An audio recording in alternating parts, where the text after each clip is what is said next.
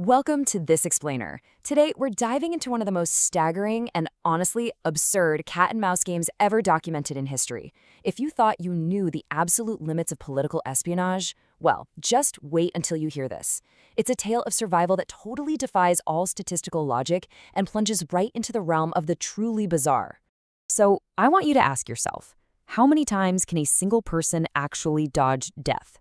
Imagine the absolute paranoia of escaping an intricate, state-sponsored assassination plot. And I don't mean just dodging death once or twice, but hundreds of times. It sounds like something completely made up, right? Like it's straight out of a Hollywood spy thriller.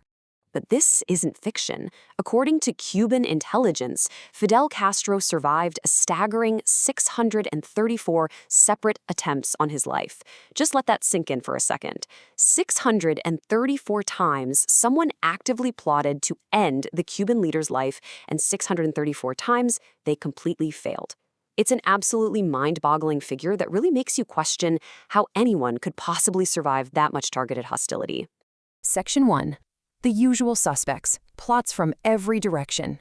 Because, to rock up a number like 634, you're not just dealing with one rogue operative. You've got plots coming from every conceivable angle. We're talking exiled enemies who wanted their country back, rival political factions, mobsters looking to settle a score, and of course, the CIA.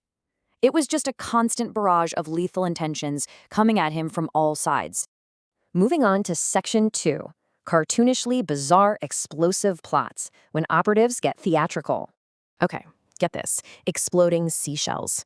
Castro was known to be an avid scuba diver, right? So the actual plan was to take a beautifully painted, incredibly eye-catching seashell, pack it with lethal explosives, and drop it into his absolute favorite diving spot.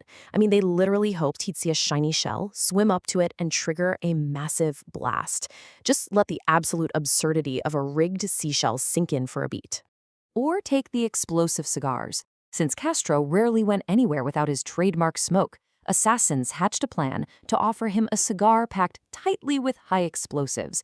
The idea was that the exact moment he lit up, it would detonate right in his face. Again, it sounds like a literal gag from a comic book, but this was a genuine, documented plot. Now, to be fair, not every attempt was that theatrical or cartoonish.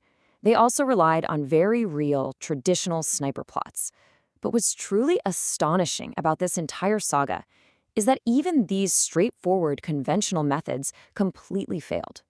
Whether it was some convoluted trap or just a direct shot from a distance, absolutely nothing worked. Section 3. Toxins and tainted treats, a deadly menu. So remember how I said he loved to dive? Well, they didn't stop at the seashells. They actually came up with a surreal plan to gift him a diving suit laced with toxic fungi. The goal here was to infect him with a chronic, debilitating, and ultimately lethal skin disease right through the neoprene. The dark creativity and just the sheer lengths they were willing to go to here are absolutely shocking. They also tried to weaponize his daily routine with poison pens and tainted milkshakes. Assassins were trying to turn the most mundane, everyday objects into deadly weapons. Imagine sitting at a cafe, ordering a simple milkshake, totally unaware that operatives had actively tried to slip a lethal toxin into your glass, or reaching for a pen, not knowing it was rigged. It must have created an environment of total paranoia. Which brings us to Section 4, the bizarre beard plot, psychological warfare. Okay, first we need to understand the weapon, thallium salts.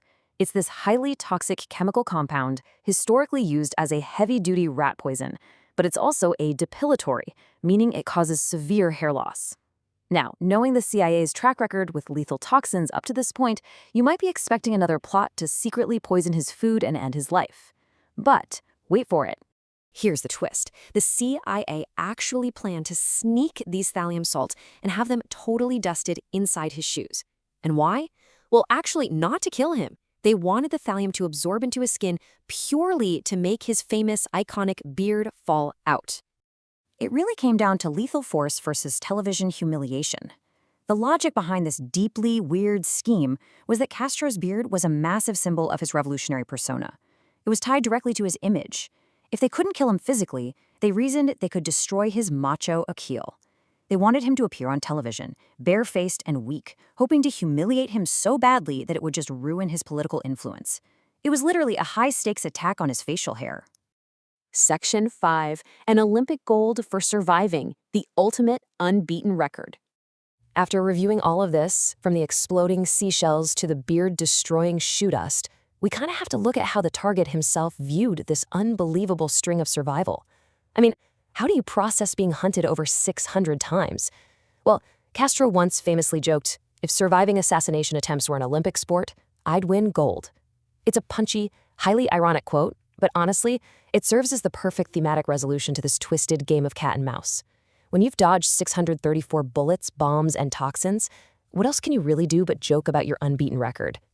Which brings us to our final question, and something I really want you to take away from this explainer today. Will history ever witness a shadow war this bizarre again? The sheer scale, the cartoonish methods, the endless failures, it's an era of historical, political espionage pushed to absolute, absurd extremes. It truly leaves you marveling at the weird, wild pages of history. Thanks for exploring this with me, and I hope this provided a clear, fascinating look at a truly mind-blowing piece of our past.